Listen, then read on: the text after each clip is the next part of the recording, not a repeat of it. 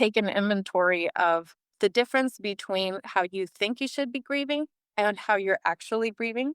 Hmm. And then step two would be to give yourself permission to grieve and to allow the experience to be as it is, not as you think it should be. You just lost your loved one. Now what? Welcome to the Grief and Life podcast, where we explore this new reality through grief-colored lenses. Openly, authentically, I'm your host, Nina Rodriguez. Let's get started. Hello, and welcome back to the Grief and Life podcast. If you're new here, welcome. My name is Nina Rodriguez, and I am your host. And if you're returning, welcome back. Always good to have you here. I am excited to share some really exciting news. Grief and Light is now officially an award-winning podcast. Thanks to Women Who Podcast magazine, we won one of the Women Who Podcast awards for this year. This means so much, and I'm so very grateful to you, to everybody who listens, who shared the episode, who has given me feedback. It absolutely means the world. I have also been moving. So I moved out of Miami. I am still in the state of Florida, just about an hour up north.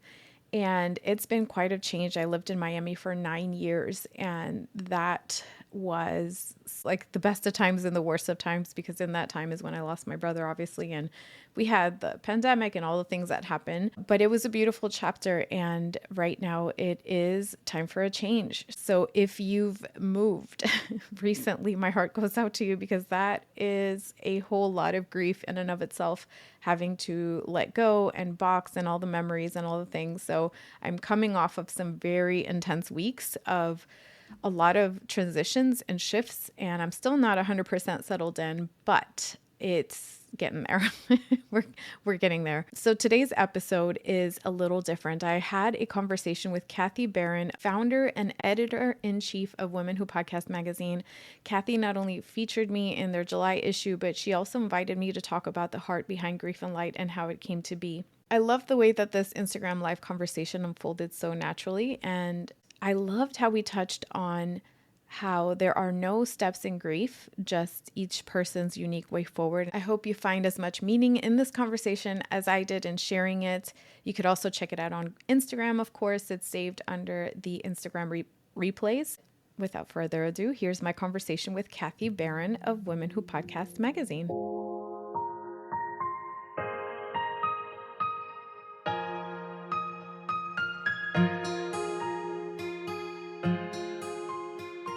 Hey, everybody, it's Kathy Barron, founder and editor-in-chief of Women Who Podcast magazine. If you haven't gotten your copy of the July issue of Women Who Podcast magazine, go to our website, womenwhopodcastmag.com, and check it out. My guest today is actually featured in the July issue, so you'll want to read it and you'll want to be here today. So before I bring on my special guest, I just want to thank everyone again for submitting their podcast for the Women Who Podcast awards. It was a huge success, and thank you to the judges as well for being part of it. And if you'd like more information, just go to our website, womenwhopodcastmag.com, for the winners and the judges. And we also have the featured article on our website too. So go ahead and check that out. So I am honored and excited to have Nina Rodriguez, host of Grief and Light podcast, with me today. There she is. Hi, Kathy. How are you? I'm well. Good to see you. You were featured in the July issue of the magazine, and I actually had the pleasure of interviewing you for the article.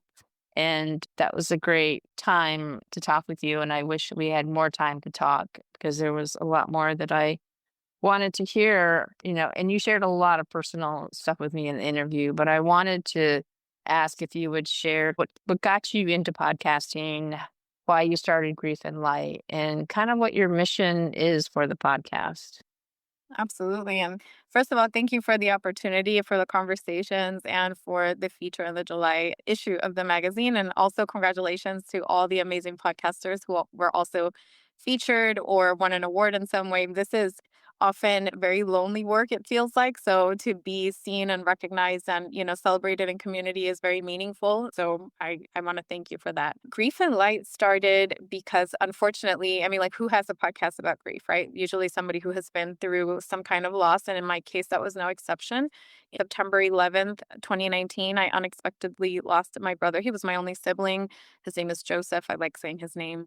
We're coming up on 6 years, so September 11th this year will be 6 years since his passing.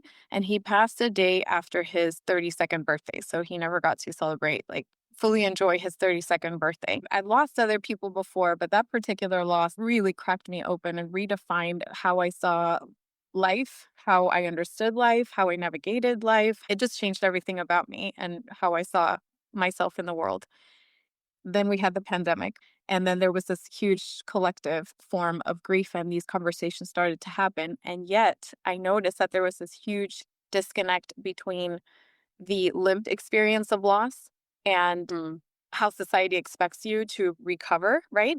And I said, gosh, this is unbelievably difficult. And yet people, for whatever reason, pass away every day. So why are we not better at dealing with life after loss and supporting grievers? And so that question started to get amplified in my mind over time through my own grief journey. I started looking for people who were talking about particularly adult sibling loss, and I did not find much. So I Mhm. decided that I wanted to engage in conversations about this topic and explore it further for myself. I put out this sort of Batwoman signal to the world, is what I like to call it, through the form of a podcast, which is the outlet that resonated with me the most. And what initially started as something of a personal journey eventually evolves into this calling and this platform for other people. This was so much bigger than just me and my grief. This has been a beautiful journey, a very powerful journey of giving people the space to speak of their experience authentically and openly as it actually is, not as it should be, quote unquote, should be. And so that was the birth of it. Since then, it has evolved. I do solo episodes, I do interviews, and each one always teaches me something. There's always some nugget of wisdom, some takeaway about the way people navigate loss. We don't all do it the same. We all Mhm. experience grief, but it is such a broad umbrella term that eventually impacts us all. And getting into the nitty gritty of what that is, what does life look like after loss? And the loss doesn't have to be death related necessarily. It could be an everyday type of loss, like a divorce or losing a job or a major transition in life. So all these explorations became very interesting to me. And I say we, my guests and I explore this openly through the podcast. We going on 2 years now. Yeah, I mean, that's great, and I think the podcast is a great resource for people. And, yeah, as a society, we don't handle grief, we don't handle death. I mean, we barely handle living. So, Yeah. it's nice to have, someone like yourself who has gone through it, especially with Joseph, your brother, and the circumstances around that as well. The way we grieve, it's like, okay, this is the first step. This is the second step. It's like we put these parameters and these guidelines out there on how to deal with things. And it's not a one step for everyone. Everyone Mm. handles grief and loss in their own way individually. It's a very personal thing. So, Absolutely. it's hard to say, okay, well, this is what you'll experience first, and then you'll experience this, and then you'll experience this. And it's just like, and then we feel like, oh my gosh, I haven't gone through, anger yet. What's wrong with me? Right. So how do you, when someone is dealing with grief and loss, what are some ways that we can maybe not be so hard on ourselves while going through Absolutely. the grieving process? Really good question. And if I may backtrack on one thing you said about it's a different step for everybody, I think is the phrase that you used. Absolutely. And I would argue there are no steps, right? So there's just each person's way forward. Mhm. The capital big G grief experience is the umbrella term, but how we relate to that experience is our particular form of grieving. And so a lot of people assume the stages of grief, right, by Right. Dr. Elizabeth Kubler-Ross are the steps to follow. And then when you get to the end, then you should feel better. And that's Right. just not the case. Yeah. As David Kessler says, he's, an authority figure, a voice here in the grief space. These steps were descriptive, not prescriptive. So it's Mm. not a path forward. It's just a framework to give words to what you're feeling. And I would even dare say those fall short because they were never meant to be applied in the context of grief and loss. It was meant for people who were essentially dying on their deathbed and how to Right. come to that term of acceptance. So to answer your question about advice for grievers, one is giving yourself permission to grieve. We are taught to be strong, keep carrying on, toughen up. You got this. You got to push through. You got to move on, right? That's usually what most of us are taught. And what grief taught me is that we move forward. We move forward with. And it's not something you shed. It's not something you leave behind. It's not an arm that you amputate. It's a life experience that you integrate. So, Hmm. first, it's examine your own biases and beliefs about what you think grief is. And how does that agree with or differ from what you're actually feeling? When your inner and outer world are the same in terms of how you're feeling and how you're moving through both of them, there's harmony. And when they're different, when your outer experience and your inner experience are at odds with each other, there's disharmony. And so we can't change the element of pain, which is the loss happened. This thing in my life happened and I cannot go back. Like I got divorced, I lost my puppy, I lost my person. That can't be undone. So you tend the pain and you adjust the suffering. The suffering is the element that you can control. So sometimes we go into these spirals in our minds of what if I did this, maybe they would have Mm. lived, or should I have done this other thing, maybe they would be okay. Maybe if I didn't do this one thing, my life would still be okay. And so we tend to those thoughts and we adjust them as we move forward with the loss and with the acceptance of what actually has happened. But step one is take an inventory of the difference between how you think you should be grieving and how you're actually grieving. Hmm. And then step two would be to give yourself permission to grieve and to allow the experience to be as it is, not as you think it should be. Yeah. And that's great advice. And that's hard to do a lot of Yeah. times because, my dad passed away in 2005, and then my sister passed away unexpectedly 2 years later. And, then my dog died. And then, it's just like one thing after another after another. And, if I didn't grieve, I remember I was working at Trader Joe's in Seattle at the time my dad died, and I was like stocking some bags of potatoes or something. And I just like lost it. Like I was just bawling my eyes out. And Yeah. it was like there was no prompt, there was no anything. It was just like, and I still love potatoes to this day, but it's just, it sneaks up on you if Mhm. you're not really healing and dealing with what you're feeling with the I loss. think grief is sneaky. The grief Yeah. is very sneaky, and the grocery store is a notorious place for it to just Yeah. spook us in the middle of an aisle. And actually, interesting story. First of all, I'm sorry about your losses. And I can imagine that one loss also unearthed feelings from the previous loss. Yeah. As they Yeah. compound, it gets a little bit more or a lot Sure. more heavy in some ways. So I could definitely see that. When the moment, speaking of grocery stores, the moment that I realized that this grief thing that I was dealing with was bigger than me and or just something new that I hadn't experienced before was when after my brother passed, I said, the hardest thing I've ever gone through was about like 3 to 4 weeks. So let's double that time and then I should be okay. So when weeks 8, 9, 10 came around and I was not okay, I called my one of my best friends who lost her mother 10 months prior and I said, "What did you do to get rid of this? I need your help. Like help me get rid of this thing." And in my desperation, she says, "Oh, honey, I'm at the baking aisle of my grocery store picking up a pan to make some cookies with my kids." And I just start bawling because it Mm. reminds me of my mother. Hmm. And she says, "This is 10 months. This is grief. It is going to be a lot longer than you realize." Yeah. And that thought terrified me. And in my fear, I rationalized it by saying, you know what, that's her experience. It doesn't have to be my experience.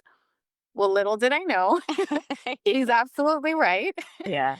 And grocery stores will always be trigger points and activation points for so many people. And grief does come in waves for years, decades on end. Yeah. It's the nature of it. Yeah. Yeah. And, it's okay. It's okay to feel that. Having the feelings come through, for me, I notice that I'm good at stuffing things down. Mhm. And it's better for me not to because then it does come out in, you know, ways that are unexpected. Dealing Mhm. with it and healing, however that is, whether it's journaling, seeking a counselor, a therapist, whatever, a support group, whatever works for you, and knowing that you're not alone in your grief and your healing. And Absolutely.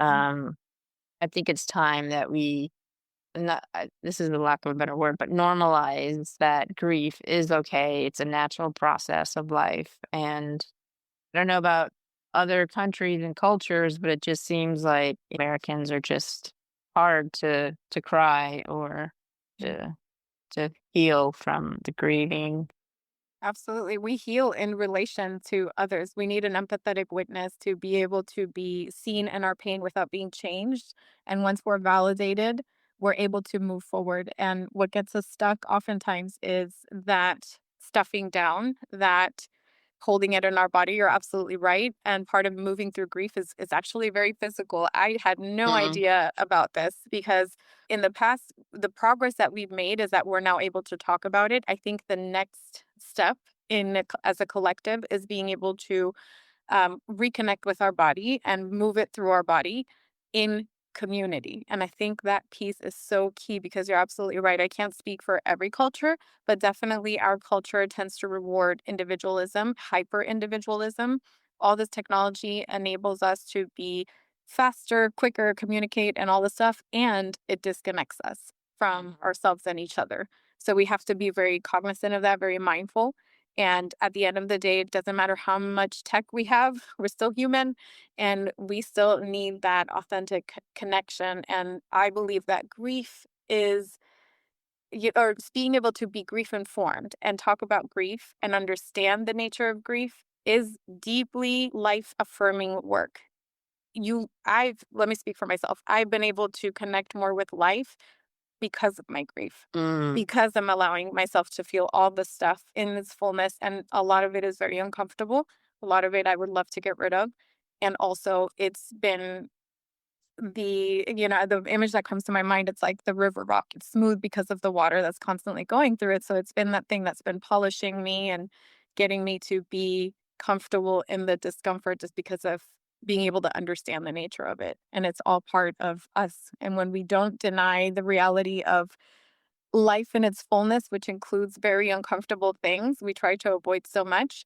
When we are able to just accept them, then we live a fuller life and we're able to connect with others more authentically and honestly just be better humans, in my opinion. yeah. No, I totally agree. It's like we don't like being uncomfortable in any No, situation. no, And, grief is definitely one of those. And, just thinking about my dad in 2005, like that was 20 years ago. that doesn't Like, matter. Yeah. it doesn't feel Yeah. like 20 years ago. Yeah. And so it's just interesting how things still remind me of him. Or like he loved hummingbirds. And I was visiting my mom yesterday, who's in a boarding care home. She's 91. And, she's like, oh, a hummingbird just came by the window. And I'm like, well, that was dad saying hi to Yeah. us, So, those little signs that Mm. keep his memory alive, I think Mm. is important. And I've met people who have started to grieve 30 years later. It's very patient. It's not going to go away. It's always there. So you could Right. try ignoring it as much as possible. We could say, nope, I'm not looking that way. It'll say, that's fine. I'll be right here whenever there's a window for you to feel me, right? Right. And about the 20 years, I remember the story. I know we're running out of time here, but I remember the story about same friend, her aunt unfortunately lost her husband in the Twin Tower collapse in Mm. 2001, was it? Oh my gosh. In the 9/11 attacks. And so she became instantly a widow mother of two. and she had to finish raising the kids and all these things. And so they finally went to college, and she is officially an empty nester. And Mm, she told my friend it would be stranger for me to accept that he's actually gone than if he just walked in through the door and said, "Oh, sorry, honey, I'm late." Like I was off doing whatever I had to do. Because in her mind, those 20 years, time becomes, I call it grief time. It sort of operates outside of the linear time and the 24-hour clocks that we have. mhm. 20 years, 2 years, 2 months, it's both a blink and a lifetime because of the Yeah. way that our memory works. So in her mind, if her husband walked through the door, she said it would be less weird than her having to accept that he's actually gone, and that her life now that she has had the moment to feel what she couldn't over the last 20 years, that she's going to have to be without her Yeah. husband. Just that acceptance of it. There is no expiration date on this feeling of connection with our loved one, or disconnection for that matter. Yeah. It's so true. And that must be so hard having that happen, having to raise the kids, and now all of a sudden they're gone and Mhm. there's not that around for her.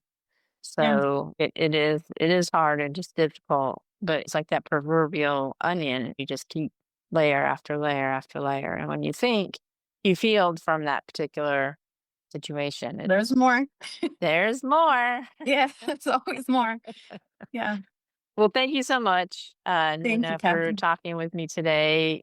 For those listening, go ahead and check out Grief and Light podcast and follow Nina on social media and follow her podcast. Thank you so much, Kathy. And thank you for all you do. It really is filling a meaningful purpose here in this world of podcasting for us. So thank you so much. Oh, you're welcome. And thank you. You have a great day. You too. Bye bye. Bye bye. That's it for today's episode. Be sure to subscribe to the Grief and Light podcast. I'd also love to connect with you and hear your thoughts and your stories. Feel free to share them with me via my Instagram page at Grief and Light, or you can also visit griefandlight.com for more information and updates. Thank you so much for being here, for being you, and always remember, you are not alone.